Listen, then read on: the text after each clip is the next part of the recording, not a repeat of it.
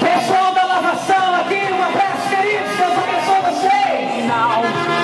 Escritura para proclamar o nome de Jesus, missionária Rodevânia. É isso aí, pastora Rosa. Oi, Cláudia, Deus abençoe, querida. Jesus é bom demais, minha amada. Festa das Águas 2011, Igreja Luz da Vida em Rádio Natureza. Proclamando o senhorio de Jesus em Balneário Camboriú. Obrigado pela paciência no trânsito. Deus abençoe vocês, queridos. Glória a Deus, essa é a Festa das Águas 2011, Igreja Luz da Vida, colocando seu povo nas ruas de Balneário Camboriú para esta grande festa, batismo de milhares na Barra Sul.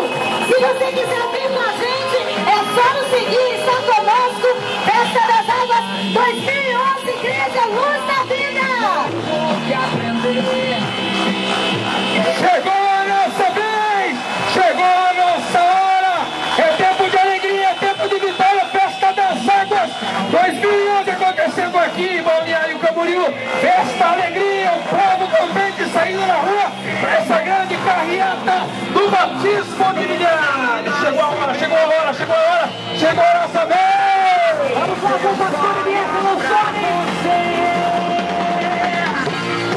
Festa linda, festa maravilhosa, festa das Águas 2011. Olha só que povo lindo, carreta maravilhosa, tudo colaborando para esse dia lindo.